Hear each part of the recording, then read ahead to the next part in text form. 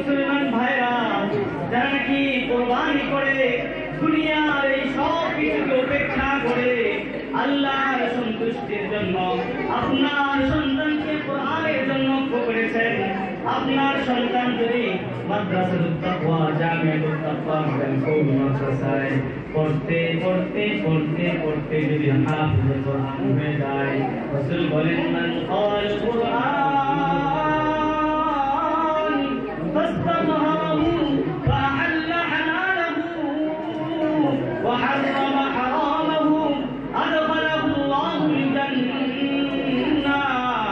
আপনার সন্তান যদি কোরআন পড়ে হাফিজ কোরআন হয়ে কোরআনকে তার পক্ষে ধারণ করে কোরআনের বিধানকে মেনে চলে হালালকে হালাল বুঝে হারামকে হারাম বুঝে যে তার জীবনকে পরিচালনা করে, তাহলে আপনার সন্তানের প্রথম নাম্বার পুরস্কার হলো আল্লাহ তাআলা আপনার সন্তান হাফেজ কোরআনকে জান্নাতে প্রবেশ করাবেন। সুবহানাল্লাহ, সুবহানাল্লাহ বলেন না?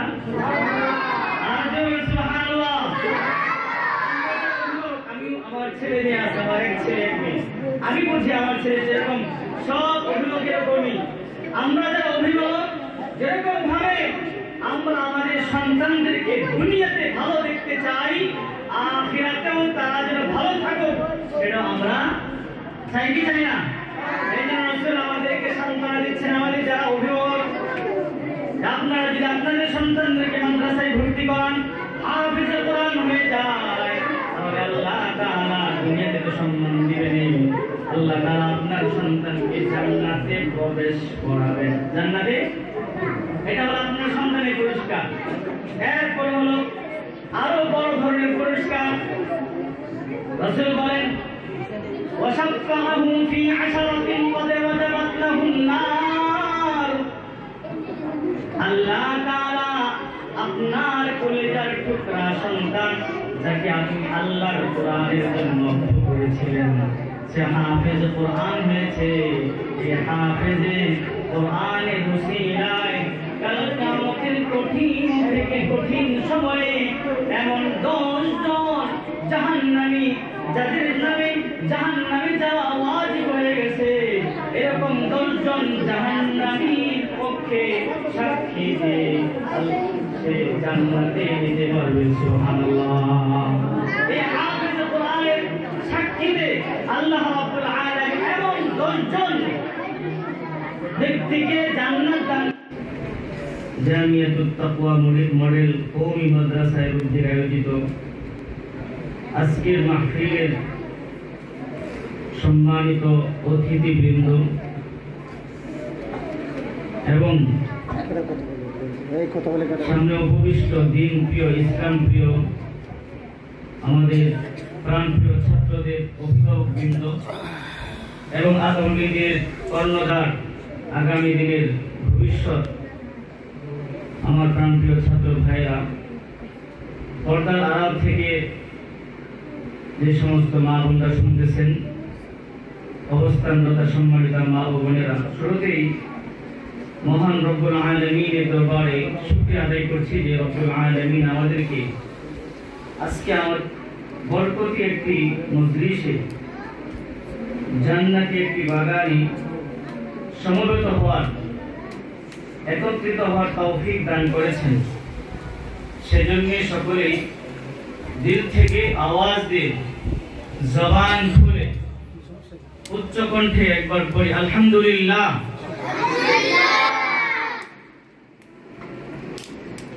এখানে আমরা যারা উপস্থিত হয়েছি আমরা প্রায় সকলেই কোরআনের সাথে সম্পৃক্ত। কথা বলো ঠিক কিনা? আওয়াজ দিয়ে ঠিক কিনা?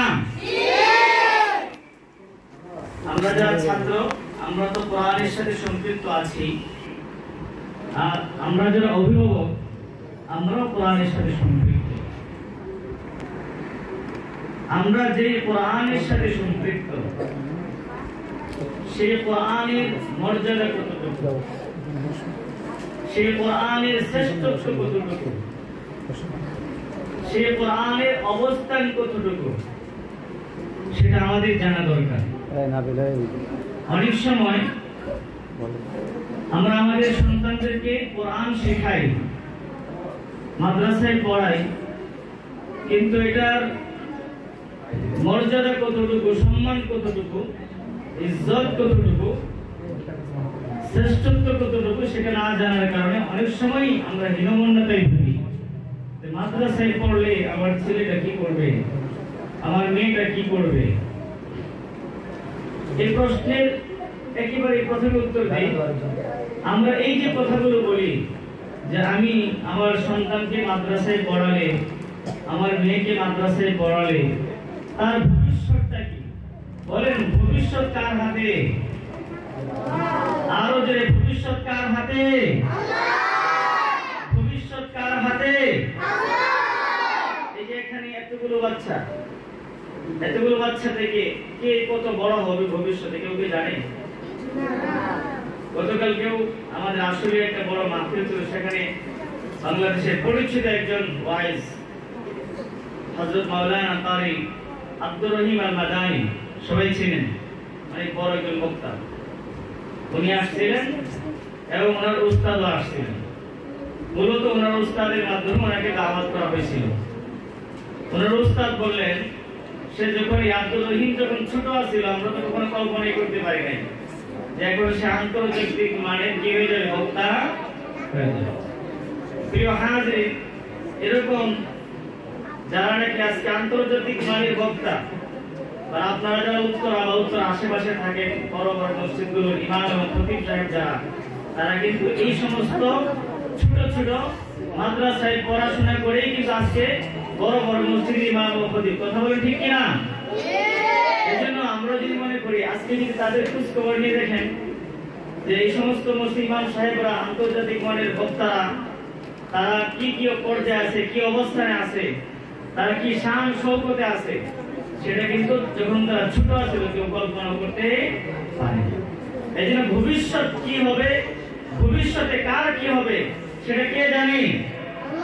কিন্তু আমরা যারা, আমাদের দায়িত্ব হলো অভিভাবক হিসাবে আমাদের সন্তানদেরকে একজন আদর্শ মানুষ, একজন আদর্শ নাগরিক, একজন ভালো মানুষ হিসাবে আমাদের সন্তানদেরকে গড়ে তোলা। কথা বলেন ঠিক কিনা? এই জন্য ইসলাম বিশেষ করে মুমিন মুসলমানকে, আওয়াজ হইতেছে, এই যে ছোট ভাইরা আওয়াজ না করলে ভালো হয় না, সবাই একটু দিকে তাকায়। হ্যাঁ, তুমি যদি এখানে শুনো, দেখবা তুমি একদিন কথা বলতে পারবা। এই শুনলে এই শোনা কথা কি করা যায়, বলা যায়। তুমি যদি বই পড়ো, বইয়ের অনেক কথা তুমি কি করতে পারো না, বলতে পারবে না। কিন্তু কোনো জিনিস যদি ভালো করে শোনো, তাহলে দেখবে সেই জিনিসটা তুমি সেভাবে বলতে পারবে। এই জন্য ভালো কথাগুলো, উস্তাদের কথাগুলো উস্তাদরা কিভাবে বলে সেভাবে শুনবা, তাহলে দেখবে একদিন তুমি সেভাবে সুন্দর করে কথা বলতে পারবে। এই জন্য মনোযোগ দিয়ে কথা শুনতে হবে। কথা বুঝে আসছে? ইসলাম মুমিন মুসলমানকে যেই বিষয়টি সবচেয়ে বেশি গুরুত্ব দিয়েছে সেটা হলো ইলমে ওয়াহির শিক্ষা। ইলমে ওয়াহির শিক্ষা, আরো জোরে বলো, ইলমে ওয়াহির শিক্ষা। ইলমে ওয়াহির শিক্ষা হলো, ওয়াহি বলা হয় আল্লাহ রাব্বুল আলামিনের পক্ষ থেকে হযরত জিবরাইল আলাইহিস সালাতু ওয়াস সালাম যা কিছু রাসূলের কাছে নিয়ে এসেছেন সেটাকে কি বলা হয়? ওয়াহি। এটাকে কি বলা হয়? ওয়াহি। আমরা সবাই জিবরাইল আলাইহিস সালামের নাম শুনি নাই? আল্লাহর পক্ষ থেকে জিবরাইল আলাইহিস সালাতু ওয়াস সালামের মাধ্যমে রাসূলের কাছে, আমাদের প্রিয় নবীর কাছে যা নিয়ে আসছেন সেটার নামই ওয়াহি। আচ্ছা বলো, এই যে আমরা কোরআন শরীফ পড়ি, এই কোরআন শরীফ কে দিয়েছেন? আল্লাহ। আল্লাহ কি রাসূলের কাছে দিয়ে গেছেন না জিবরাইল আলাইহিস সালামের মাধ্যমে দিয়েছেন? তাহলে এই কোরআনটা কি ওয়াহি? কোরআনের এর নাম কি? ওয়াহি। তাহলে ওয়াহি বলা হয় আল্লাহর পক্ষ থেকে জিবরাইল আলাইহিস সালামের মাধ্যমে আমাদের প্রিয় নবীর কাছে যা পাঠাইছেন সেটার নাম কি? ওয়াহি। তাহলে এই ওয়াহিটাই হলো কোরআনুল কারীম। এই ওয়াহির নাম কি? এটা হলো ইলমে ওয়াহির শিক্ষা। কিসের শিক্ষা? আবার বলো, কিসের শিক্ষা? আল্লাহ তাআলা সকলকে ইলমে ওয়াহি কোরআনের ধারক বাহক হওয়ার তৌফিক দান করুন। সকলে বলো আমিন। আর জোরে বলো আমিন। এখানে কে কে হাফেজ দেখি তো আজকে কি? আচ্ছা, এখানে যারা আছে কার কার হাফেজ হওয়ার ইচ্ছা আছে দেখি ইনশাআল্লাহ। আরো যারা আছে হাত তুলে দেখি। আল্লাহ তাআলা সবাইকে কবুল করুন। সকলে বলো আমিন। আমিন। আমরা যদি চাই আল্লাহ তাআলা আমাদেরকে হাফেজ হিসেবে কবুল করুন এবং দ্বীনের ধারক বাহক হিসেবে কবুল করুন, তাহলে অবশ্যই আমাদেরকে মনোযোগ দিয়ে কি করতে হবে? কথা শুনতে হবে। আচ্ছা, এখানে কিসের কথা বলতেছে? কোরআনের কথা। কিসের কথা? কোরআনের কথা। যখন কোথাও কোরআন তেলাওয়াত করা হয়, কোরআনের কথা বলা হয়, তখন মন দিয়ে শুনতে হয়। কি দিয়ে শুনতে হয়? মন দিয়ে শুনতে হয়। আচ্ছা, কেউ যদি মন দিয়ে কোনো জিনিস শুনে তখন কথা বলা যায়? না। আমরা ইনশাআল্লাহ কথা বলবো না। আল্লাহ কথা বলবো না। আল্লাহ তাআলা তৌফিক দান করুন। আমিন। আমিন। প্রিয় ভাইরা, তাহলে প্রতিটি মুমিন মুসলমানের জন্য ইলমে ওয়াহির শিক্ষা এটা জরুরি। কারণ হলো, যদি ওয়াহির ইলমে অর্থাৎ কোরআন হাদিসের শিক্ষা আমাদের মাঝে না থাকে, তাহলে আমরা ইসলাম সম্পর্কে জানতেও পারবো না, ইসলাম আমরা মানতেও। আমরা যদি ইসলাম মানতে চাই, তাহলে ইসলাম সম্পর্কে আগে আমাদের কি করতে হবে? জানতে। এই ভাইরা, যদি আমরা ইসলাম মতো জীবন যাপন করতে চাই, তাহলে এক কথা হলো ইসলাম সম্পর্কে জানতে হবে। তাহলে এই ইসলামকে জানা মানে হলো এই ওয়াহির শিক্ষা, কোরআন হাদিসের শিক্ষা। এবং এই ইসলাম শিক্ষার মূল দুইটা মাধ্যম, একটা হলো কোরআন শরীফ। এক নম্বর কি? বলো, ইসলাম শিক্ষার মূল প্রথম নম্বর কি? মাধ্যম কি? কোরআন শরীফ। দ্বিতীয় নম্বর হলো হাদিস। দ্বিতীয় নম্বর কি? হাদিস। আর যদি বলো দ্বিতীয় নম্বর কি? হাদিস। আর আমরা যদি এই কোরআন এবং হাদিস উভয়টা শিখে ফেলি ভালোভাবে, এক নাম্বার কোরআন শরীফ ভালো করে মুখস্থ করলাম, দ্বিতীয় নাম্বার হলো কোরআনকে বুঝলাম, আল্লাহ তাআলা কোরআনে কি বলছেন অর্থ কি, অর্থ জানলাম, রাসূল হাদিসে কি বলছেন অর্থ জানলাম, তাহলে কি বলেন? রাসূল বলেন তারাকতু ফীকুম আমরাইন। সবাই মনোযোগ দিয়ে শুনতেছো? জি।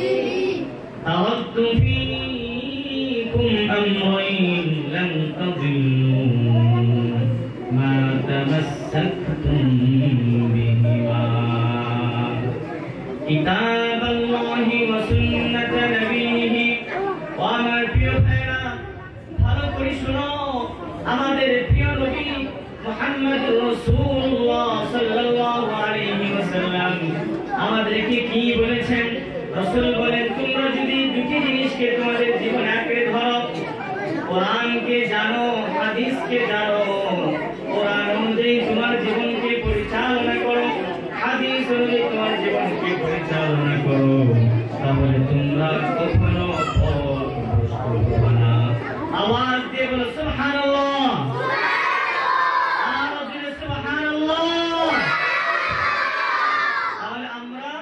কোরআনের হাফেজ হতে চাই ইনশাআল্লাহ। আল্লাহ কবুল করুন, সকলে আমিন। সাথে সাথে কোরআন আমরা বুঝতে চাই ইনশাআল্লাহ।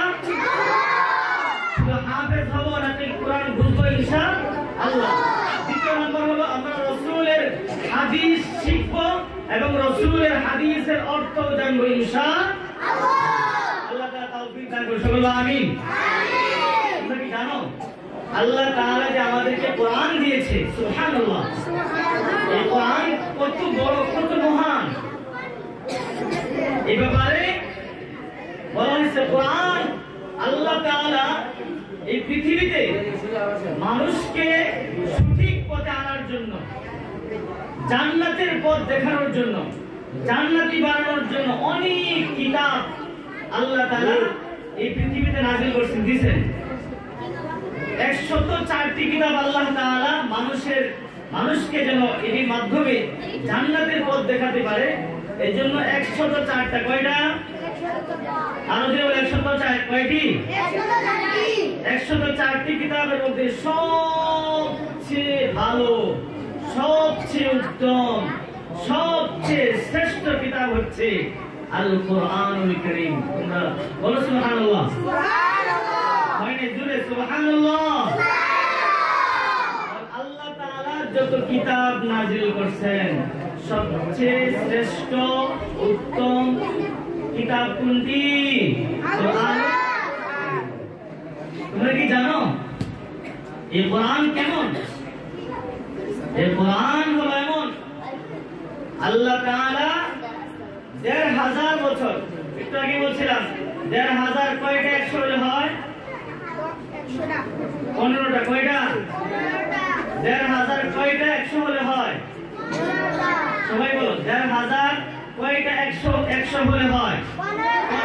এখানে কয়টা? 10টা। এই আরো 5টা, কয়টা হলো? 15টা। এরকম 15টা 100কে একসাথে করলে কয়টা হয়? ১,৫০০। তাহলে এইভাবে ১,৫০০ 15টা 100 বছর আগে, ঠিক আছে, রাসূল আকরাম সাল্লাল্লাহু আলাইহি ওয়াসাল্লামের উপর আল্লাহ তাআলা কোরআন নাযিল করেছেন। যে আমরা কোরআন পড়ি, এই কোরআন জিবরাইল আলাইহিস সালাতু ওয়াস সালামের মাধ্যমে আমাদের উপর, রাসূলের উপর নাযিল করেছেন। কিন্তু আশ্চর্যের বিষয় হচ্ছে এত বছর চলে গেছে কিন্তু এখনো পর্যন্ত এই কোরআনের একটা নুকতা, একটা হরকত, একটা শব্দ, একটা বাক্য, একটা অর্থ দুনিয়ার কোনো মানুষ পরিবর্তন করতে পারে না। বলো সুবহানাল্লাহ। কেন জানো? কারণ একটাই, সেটা হলো আল্লাহ তাআলা এই তোমাদের মতো ছোট ছোট বাচ্চা যারা আছে না, তাদের মাধ্যমে কোরআনকে হেফাজত করতেছেন। আল্লাহ বলেন ইন্না নাহনু নাযালনা যিকরা ফা ইন্না লাহু লাহাফিজুন। ই কালামি জিন্দা কুরআনে হাকীম, ই কালামি জিন্দা কুরআনে হাকীম, হিকমতে ওলায়া জালাস্তু কদিম। আল্লাহ বলেন ইন্না নাহনু নাযালনা যিকরা, এই যে কোরআন তোমরা পড়ো, এই কোরআনকে নাযিল করেছেন আল্লাহ।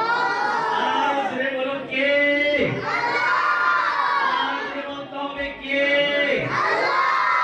আল্লাহ বলতেছেন ইন্না নাহনু নাযালনা যিকরা, নিশ্চয় কোরআন আমি নাযিল করেছি, ওয়া ইন্না লাহু লাহাফিজুন, এবং এই কোরআনকে আমি আল্লাহ কিয়ামত পর্যন্ত হেফাজত করব।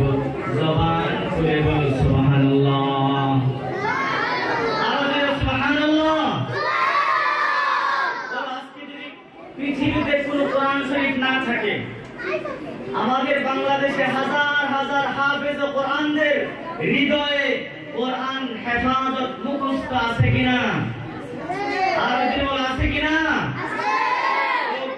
যদি কোরআন পৃথিবীর সকল কোরআন শরীফগুলো বেঈমান কাফেররা যদি জ্বালিয়ে পুড়িয়ে ছারখার করে দেয়, কিন্তু তারপরে কোরআন হেফাজত থাকবে।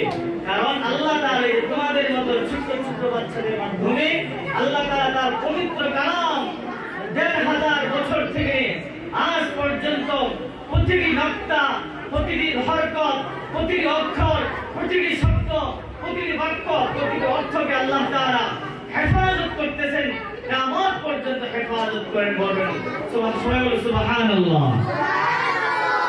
তাহলে তোমরা কোন কোরআন পড়তেছো চিন্তা করছো? এরপরে এই কোরআনের ক্ষমতা কত জানো? এই ভালো করে শুনো। এই যে দেখো একটা কাগজ, দেখছো? সবাই দেখছো কাগজটা? এই কাগজে লেখা আছে জামিয়াতুত তাকওয়া মডেল কওমি মাদ্রাসা, বাউনিয়া মাদবরবাড়ি আদর্শপাড়া রোড, 8তলা আবাবিল মঞ্জিল, বাদালদি, গোড়া, উত্তরা, ঢাকা। এই যে আমি দুইটা লাইন পড়লাম, এতগুলো অক্ষর শব্দ বাক্য বললাম, বলো আমার একটা সব হয়েছে? সুন্দর এই বর্ষ একটা সব হয়েছে আমার? বলো আমার একটাও কি সব হয়েছে? হয় নাই। কিন্তু আল্লাহ তাআলা আমাদেরকে এমন একটা কোরআন দান করছে, তোমাদেরকে এমন একটা কোরআন কারীম পড়ার তৌফিক দিয়েছেন। সুবহানাল্লাহ, জোরে বলতে হবে সুবহানাল্লাহ। আল্লাহ তাআলা তোমাদেরকে এমন একটা কোরআন কারীম পড়ার তৌফিক দিয়েছেন, তোমাদেরকে এমন একটা কোরআন শরীফ শিক্ষার সুযোগ করে দিয়েছেন যে কোরআনের এক একটি অক্ষর যখন সে পড়বে সাথে সাথে 10টি নেকি সে পেয়ে যাবে। সুবহানাল্লাহ, আরো জোরে বলো সুবহানাল্লাহ। মিনাশ শাইতানির রাজীম। বিসমিল্লাহির রাহমানির রাহিম। আলহামদুলিল্লাহি রাব্বিল আলামিন আর-রাহমানির রাহিম মালিকি ইয়াউমিদ্দিন ইয়্যাকা না'বুদু ওয়া ইয়্যাকা নাস্তাঈন ইহদিনাস সিরাতাল মুস্তাকিম সিরাতাল লাযীনা আন'আমতা আলাইহিম গায়রিল মাগদুবি আলাইহিম ওয়ালাদ-দাল্লিন। সকলে বলো আমিন। এই যে আমি সূরা ফাতিহা তিলাওয়াত করলাম তোমাদের সম্মুখে, আমি তিলাওয়াত করেছি, আমার প্রতিটি হরফে হরফে আল্লাহ তাআলা কয়টি নেকি দিয়েছেন? কয়টি? আর তোমরা যে শুনলা, যারা শুনছেন সবাই কয়টি করে নেকি পাইছে? 10টি। কয়টি? 10টি। সুবহানাল্লাহ, জোরে বলো সুবহানাল্লাহ। আর জোরে বলো সুবহানাল্লাহ। আর আল্লাহ তাআলা তোমাদেরকে এমন এক মহা গ্রন্থ আল কোরআনুল কারীম শিক্ষা করার তৌফিক দিয়েছেন, যতদিন এই কোরআন তোমরা শিখবা, যতদিন এই কোরআন তুমি পড়বা, ততদিন পর্যন্ত তোমার শুধু সবই হইতে থাকবে, সবই হইতে থাকবে, সবই হইতে থাকবে। জবান খুলে বলো সুবহানাল্লাহ। এই জন্য আমরা যারা আল্লাহ তাআলা আমাদের যাদেরকে কোরআন শিখার মাদ্রাসায় পড়ার সুযোগ করে দিয়েছে, আমরা খুশি না নারাজ? জোরে বলো খুশি না নারাজ? তোমরা কি জানো আল্লাহ তাআলা কোরআন যে নাযিল করেছে, এই কোরআন এমন এক গ্রন্থ, আল্লাহ কোরআন নাযিল করে, কোরআনে কয়টা সূরা? বলো কোরআন শরীফে কয়টা সূরা আছে? 114টি সূরা। কয়টি আয়াত আছে? 6000। এত বড় একটা কোরআন শরীফ, 6666 আয়াত, এত বড় একটা কোরআন আল্লাহ নাযিল করে চ্যালেঞ্জ করেছেন, বিশ্ববাসীর কাছে চ্যালেঞ্জ করে দিয়েছেন।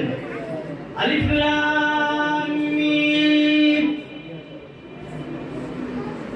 যালিকাল কিতাবু লা রাইবা ফীহি হুদাল লিল মুত্তাকিন। ও আমার ছোট ভাইরা, ও আমার মাদ্রাসার শিক্ষার্থীরা, ও আমার মুসলমান ভাইরা, আল্লাহ তাআলা এই কোরআনকে কত মর্যাদাপূর্ণ করেছেন, কত শক্তিশালী করেছেন, এই কোরআনকে কত শ্রেষ্ঠত্ব দিয়েছেন। আল্লাহ তাআলা কোরআন নাযিল করে কোরআনের শুরুতে চ্যালেঞ্জ ছুড়ে দিয়েছেন, আলিফ লাম মিম যালিকাল কিতাবু লা রাইবা ফীহি। দুনিয়ার মুসলমান ইমানদার, এটি এমন এক গ্রন্থ যার মধ্যে বিন্দু পরিমাণও কোনো সন্দেহ নাই। আওয়াজ দিয়ে জবান খুলে সবাই পড়ুন সুবহানাল্লাহ। তাহলে ছাত্র ভাইরা, আমরা কোন কোরআন পড়তেছি চিন্তা করছো?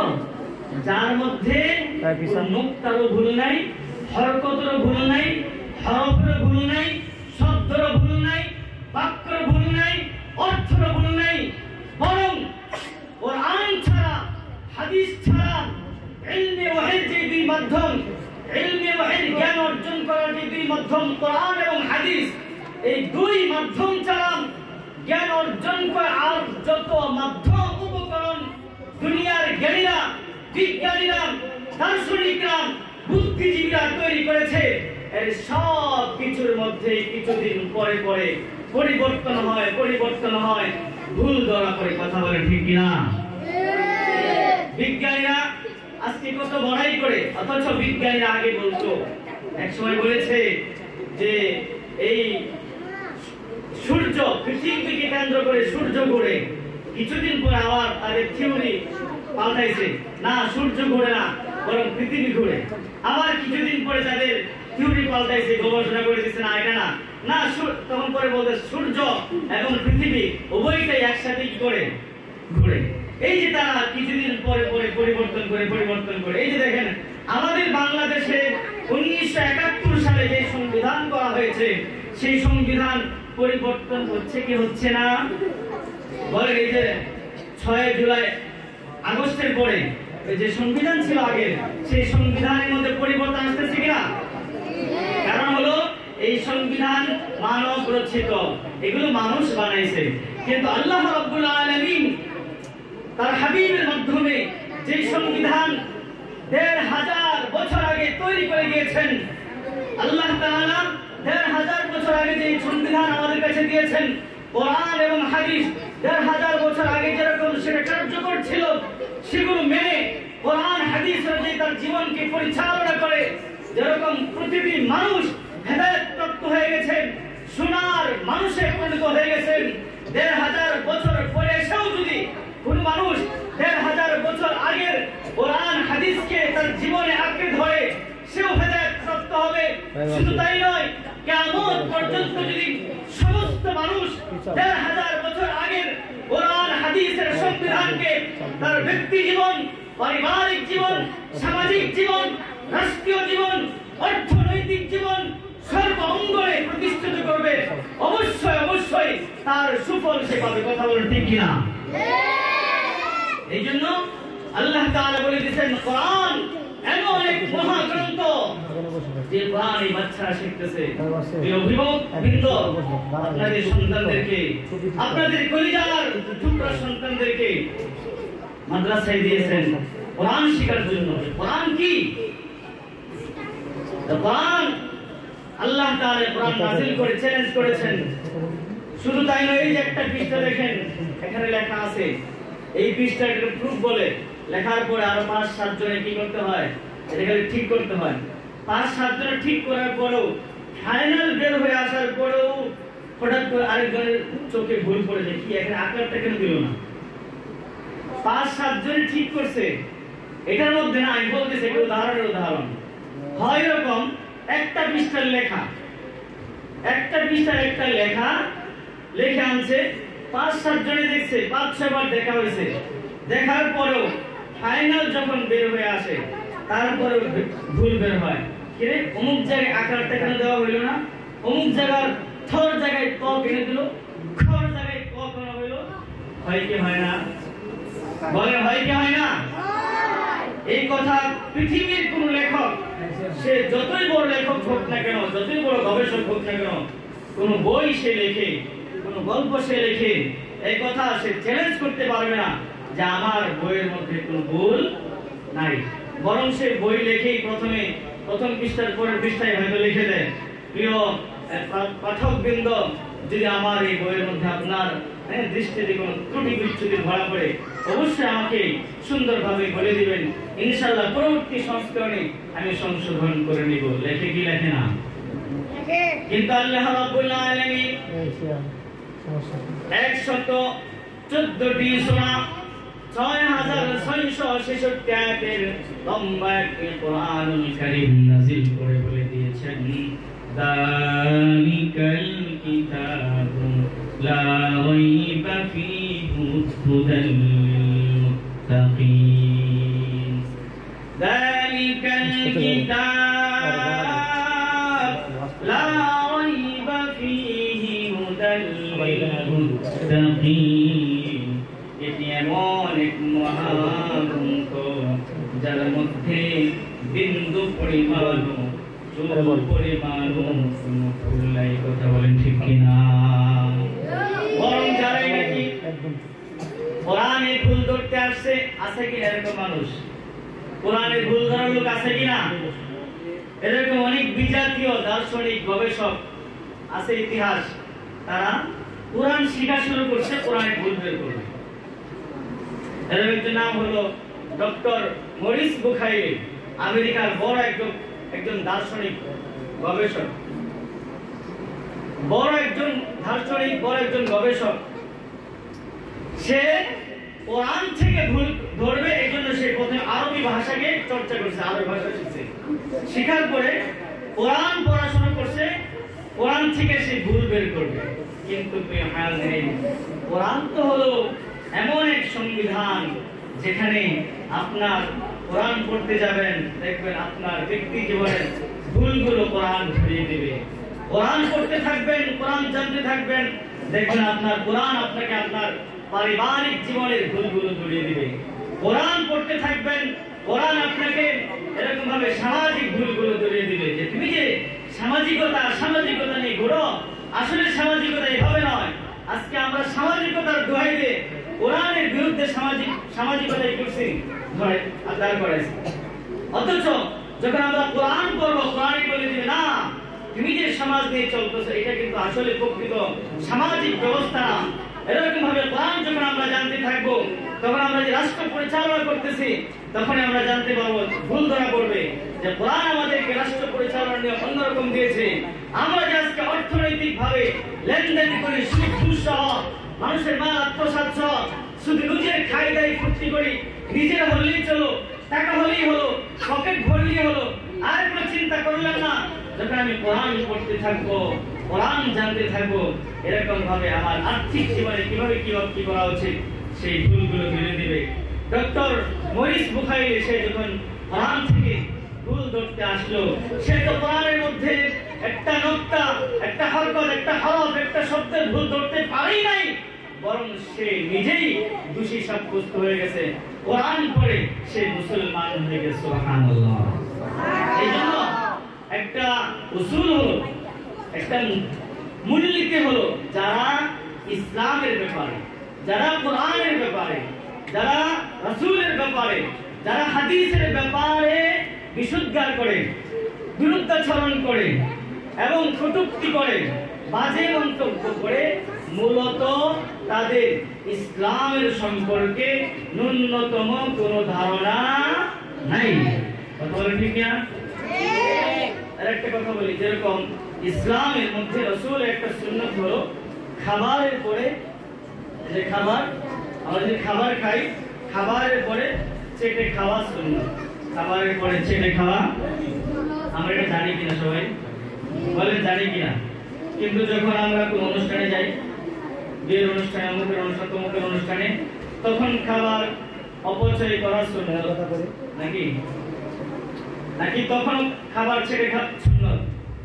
কিন্তু হয় কি, আমরা যখন রাসূলের এই সুন্নাতটা, ইসলামের এটা সৌন্দর্য, এটা ইসলামের কি কত সুন্দর, সবাই ইসলামের সৌন্দর্য। যখন আমরা খাওয়ার পরে থাল, খাবারের প্লেট চেটে না খাই, বরং খাবার অপচয় করি, আমার যতটুকু প্রয়োজন তার চেয়ে দ্বিগুণ এনে সেটাকে নষ্ট করি, তখন দেখা যায় মেজবান 500 মানুষের আয়োজন করেছে, 500 মেহমান দাওয়াত করেছে। এখন প্রথমে 100, 200, 300 মানুষ যখন খাবার খাইছে, খাবার খেয়ে এবং যে পরিমাণ খাইছে তার চেয়ে বেশি করে অপচয় করছে, শেষ পেশে যারা খেতে আসবে তারা একটা গোষ্ঠীর টুকরাও পাবে না। কথা বলে ঠিক কিনা? কিন্তু সে যদি তার পরিমাণ মতো খাইতো, খাবার ছেটে খাওয়া, কারণ আমরা তো খাই এমন পরিমাণ, ছেটে যে খাবো সেই কি থাকে না, আমাদের তৃপ্তি থাকে না, রুচি থাকে না। থাল ছেটে খাবো কিভাবে? প্রিয় হাজিরিন, তাহলে ইসলাম সম্পর্কে কেউ যদি জানে, ইসলামের সৌন্দর্য সম্পর্কে কেউ যদি জানে, ইসলামকে নিয়ে কেউ যদি গবেষণা করে, কোরআন হাদিস নিয়ে কেউ যদি চর্চা করে, তাহলে অবশ্যই সে কখনোই ইসলাম বিরোধী হতে পারে। জুড়ে বলেন, তারা কখনো কোরআন বিরোধী হতে পারে? যারা কোরআন বিরোধী, যারা হাদিস বিরোধী, যারা ইসলাম বিরোধী, এদের কথা এদের জন্য আমাদের কথা হলো মূলত তাদের ইসলাম সম্পর্কে, কোরআন সম্পর্কে, হাদিস সম্পর্কে, রাসূলের সুন্নাহ সম্পর্কে ন্যূনতম কোনো ধারণা। এই জন্য প্রিয় হাজির, যারা কি কোরআন পড়ে পড়ে হাফেজ কোরআন হবে, প্রিয় অভিভাবকবৃন্দ, যারা নাকি আপনার কলিজার টুকরা সন্তানদেরকে হাফেজ কোরআন হওয়ার জন্য জামিয়াতুত তাকওয়া মডেল কওমি মাদ্রাসায় ভর্তি করিয়েছেন, আল্লাহ হাবিব সাল্লাল্লাহু আলাইহি ওয়াসাল্লাম আপনাদের সন্তানদের ব্যাপারে সুসংবাদ শোনাচ্ছেন। রাসূল বলেন, মান ক্বরাআল কুরআন ফাস্তাযহারাহু فأحل حلاله وحرم حرامه أدخله الله الجنة وشفعه في عشرة قد وجبت له النار। এই হাদিসের মধ্যে যেমনি ভাবে আপনার সন্তানের জন্য সুসংবাদ আছে, ঠিক এরকম ভাবে আপনি অভিভাবক হিসেবে আপনার জন্য সুসংবাদ আছে। প্রথম নাম্বার সুসংবাদ হলো আপনার সন্তানের জন্য, বলেন দুনিয়াতে আমরা যখন দেখি আমার সন্তানরা ভালো আছে, আমরা খুশি হই কি হই না? বলেন আমরা খুশি হই কি হই না? এই ছাত্র ভাইরা, এখন অভিভাবকদেরকে বলতেছি, বলেন আমাদের সন্তানরা যখন ভালো হয়, ভালো একটা অবস্থানে থাকে, আমার ছেলে প্রথম স্থান অধিকার করেছে, পরীক্ষায় ভালো রেজাল্ট করেছে, এরকম কিছু যখন আমরা শুনি, তখন আমরা খুশি হই কি হই না? হই। তাহলে আল্লাহ হাবিব সাল্লাল্লাহু আলাইহি ওয়াসাল্লাম বলতেছেন, ও আমার প্রিয় মুসলমান ভাইরা, যারা নাকি কুরবানি করে দুনিয়ার এই সব কিছুকে উপেক্ষা করে আল্লাহর সন্তুষ্টির জন্য আপনার সন্তানকে কোরআনের জন্য করেছেন, আপনার সন্তান যদি মাদ্রাসাতুত তাকওয়া জামিয়াতুত তাকওয়া মডেল কওমি মাদ্রাসায় পড়তে পড়তে পড়তে পড়তে যদি হাফেজ কোরআন হয়ে যায়, রাসূল বলেন, মান ক্বাল কুরআন ফাস্তাযহারাহু فأحل حلاله وحرم حرامه أدخله الله الجنة। আপনার সন্তান যদি কোরআন পড়ে, হাফেজ কোরআন হয়ে, কোরআনকে তার পক্ষে ধারণ করে, কোরআনের বিধানকে মেনে চলে, হালালকে হালাল বুঝে, হারামকে হারাম বুঝে যদি তার জীবনকে পরিচালনা করে, তাহলে আপনার সন্তানের প্রথম নাম্বার পুরস্কার হলো আল্লাহ তাআলা আপনার সন্তান হাফেজ কোরআনকে জান্নাতে প্রবেশ করাবেন। সুবহানাল্লাহ, সুবহানাল্লাহ বলেন না? আর জোরে সুবহানাল্লাহ। আমি আমার ছেলে নিয়ে আসি, আমার এক ছেলে এক মেয়ে, আমি বুঝি আমার ছেলে যেরকম সব অভিভাবকের এরকমই।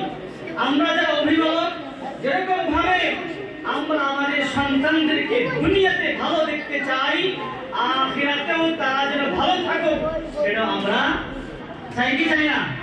এই জন্য রাসূল আমাদেরকে সান্ত্বনা দিচ্ছেন, আমাদের যারা অভিভাবক, আপনারা যদি আপনাদের সন্তানদেরকে মাদ্রাসায় ভর্তি করান, হাফেজ কোরআন হয়ে যায়, তাহলে আল্লাহ তাআলা দুনিয়াতে তো সম্মান দিবেন, আল্লাহ তাআলা আপনার সন্তানকে জান্নাতে প্রবেশ করাবেন। জান্নাতে, এটা হলো আপনার সন্তানের পুরস্কার।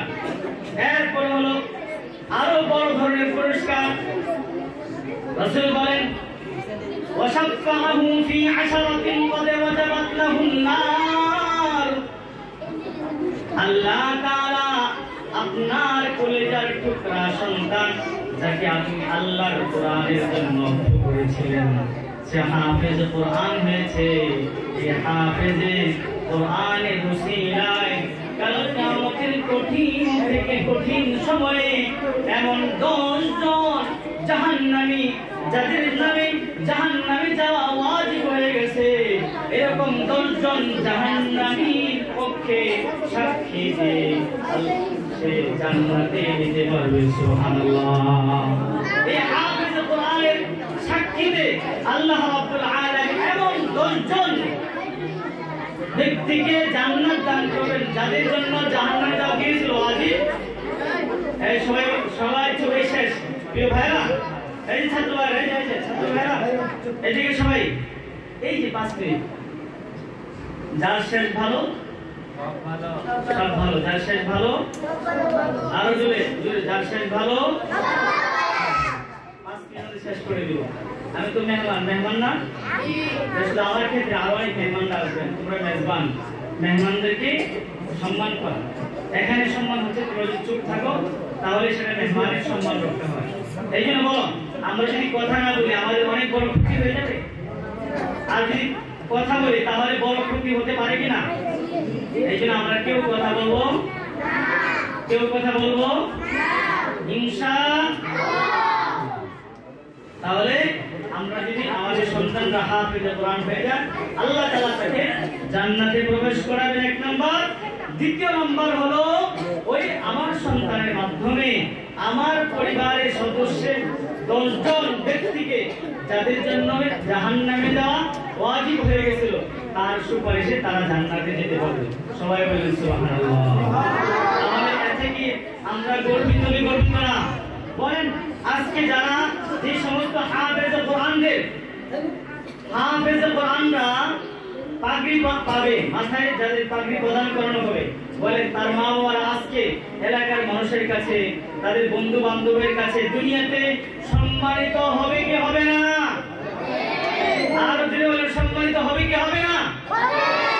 ঠিক কাল কিয়ামতের ময়দানেও আল্লাহ তাআলা ওই হাফেজে কোরআনদের মা বাবাদেরকে সম্মানিত করবেন, যে এই যেটা কি কুরবানি করে তার সন্তানকে মাদ্রাসায় দিয়েছে, হাফেজ কোরআন হয়ে গেছে, ওই ছেলের মাধ্যমে তার পরিবারের 10 জন ব্যক্তি যাদের জন্য জাহান্নামে যাওয়া ওয়াজিব হয়ে গেছিল তার সুপারিশে জান্নাতে যাবে তারা।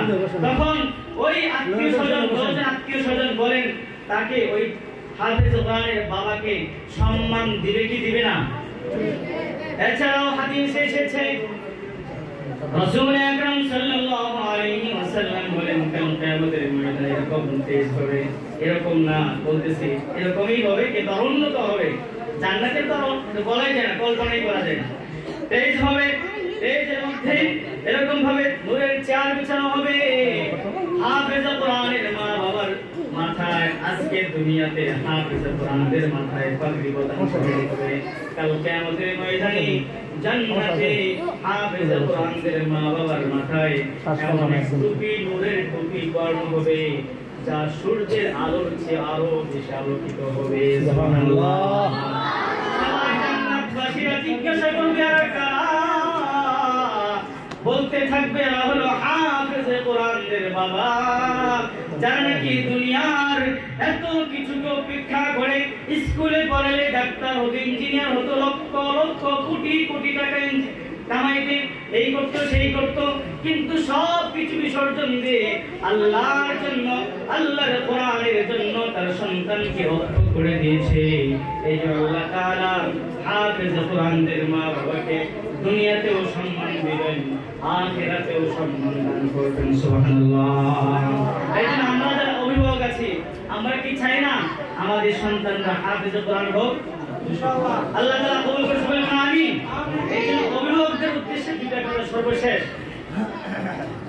সন্তান এটা আল্লাহ তাআলা দেওয়া বড় আমানত। কি আমানত? আমরা অনেক সময় মনে করি সন্তান আমার ছেলে, আমার মনে করি, এই জন্য গুরুত্ব দিই, অথচ মনে করতে হবে সন্তান আমার আল্লাহ তাআলার দেওয়া একটি আমানত। সুতরাং এই আমানতের যথাযথ রক্ষা করতে হবে। আল্লাহ তাআলা মেহেরবানি করে দয়া করে আমাকে সন্তান দান করেছেন। এই পৃথিবীতে হাজার কোটি মানুষ আছে যাদের লক্ষ লক্ষ কোটি কোটি টাকা আছে, কিন্তু একটা সন্তান নাই। আল্লাহ তাআলা আমাদেরকে সন্তান দিয়েছেন। সুতরাং আমাদের সন্তানদেরকে আল্লাহর গোলাম, আল্লাহর প্রকৃত বান্দা, একজন আদর্শ মানুষ, একজন ভালো মানুষ, একজন সুনাগরিক হিসেবে গড়ে তুলতে হবে। রাসূল আকরাম সাল্লাল্লাহু আলাইহি ওয়াসাল্লাম বলেন, ইদা মাতাল ইনসান, সব মানুষ যখন মানুষ মরে যাবে তার আমলের সকল দরজাগুলো বন্ধ হয়ে যাবে, চিন্তা আমল জারি থাকবে। 1 নম্বর হলো সে যদি সত্যে জারিয়া কোন কাজ করে যায়। দ্বিতীয় নম্বর হলো সে যদি ইলমে দ্বীন হাসিল করে যায়। তৃতীয় নাম্বার হলো যদি সে দুনিয়াতে নেক সন্তান রেখে যায়, এই নেক সন্তান যতদিন পর্যন্ত তার মা বাবার জন্য দোয়া করবে, সে যতদিন জীবিত থাকবে ততদিন পর্যন্ত তার মা বাবার জন্য দোয়া করবে।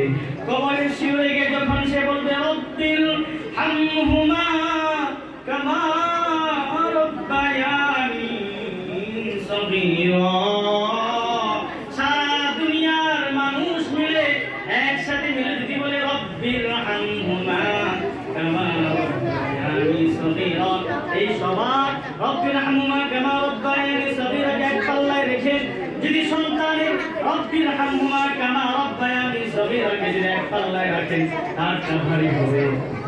সন্তানেরটা সন্তান যেরকম ভাবে হৃদয় থেকে আবেগ নিয়ে, আগ্রহ নিয়ে, ভালোবাসা নিয়ে আল্লাহর কাছে দোয়া করবে রব্বির হামহুমা কামা রব্বায়ানি সগীরা, ওগো মালিক ওগো আল্লাহ, আপনি আমার মা বাবার উপর এমন ভাবে দয়া করুন, রহম করুন, যেরকম ছোট সময় আমাদের উপর আমার মা বাবা দয়া করেছেন, মেহেরবানি করেছেন। এই জন্য রাসূল বলেন যখন মানুষ মারা যাবে তার জন্য করণীয় হলো জীবিত থাকা অবস্থায় কিছু কাজ করে যাবে। এক নম্বর হলো সদকায়ে জারিয়ামূলক কোন কাজ করা, মসজিদ মাদ্রাসায় দান করা। দ্বিতীয় নম্বর হলো ইলমি, যেরকম মাদ্রাসায় শিক্ষা দীক্ষা হচ্ছে নিজে শিখানো, আরেকজনকে শিখাবে, এইভাবে ধারাবাহিকতা যদি থাকবে তার সব পেতে থাকবে। তৃতীয় নম্বর হলো নিজেদের সন্তানদেরকে দ্বীনের জন্য গড়ে তোলা, নেক সন্তান হিসেবে গড়ে তোলা। বলেন নেক সন্তান কোথায় তৈরি হয়? কথা বলেন, নেক সন্তান কোথায় তৈরি হয়? জোরে বলতে হবে, নেক সন্তান কোথায় তৈরি হয়? এই জন্য আমরা আমাদের ছেলে হোক মেয়ে হোক রিজিকের মালিক কে? আল্লাহ। রিজিকের মালিক কে? আপনারা এই যে ঢাকায় উত্তরায় আশেপাশে মসজিদ ইমাম সাহেব আগে বলছিলেন, খতিব সাহেব ইমাম সাহেবরা যে সাংসদ করে থাকে, এক একজনের বেতন 50,000 1 লক্ষ টাকার মতো, এছাড়া আরো অনেক টাকা পয়সা, আরো কত কিছু। রিজিক এরকম মানুষ আছে ডাক্তার ইঞ্জিনিয়ার হয়েছে কিন্তু তার ইনকাম তেমন না, যে এমন ডিগ্রি অর্জন করলে সে কোটি টাকার মালিক হয়ে যাবে, কোনটা কিছু না। কারণ রিজিকটা কার হাতে? আল্লাহ তাআলার হাতে। সুতরাং আমাদের দায়িত্ব হলো আমাদের সন্তানদেরকে নেক সন্তান হিসেবে গড়ে তোলা। আল্লাহ তাআলা তৌফিক দান করুন, বলুন আমিন। আল্লাহ তাআলা জামিয়াতুত তাকওয়া মডেল কওমি মাদ্রাসাকে কবুল করে, সকলে বলুন আমিন। মাদ্রাসার সকল ছাত্রদেরকে আল্লাহ তাআলা দ্বীনের রাহবার হিসেবে কবুল করুন, সকলে বলুন আমিন। এই সমস্ত অভিভাবকবৃন্দ, অভিভাবিকা কুরবানি করে তাদের সন্তানদেরকে মাদ্রাসায় দিয়েছেন, আল্লাহ তাআলার এই কুরবানিকে কাল কিয়ামতের ময়দানে জাহান্নাম থেকে মুক্তির কারণ বানিয়ে দেন, সকলে বলুন আমিন। আলহামদুলিল্লাহি রাব্বিল আলামিন। আসসালামু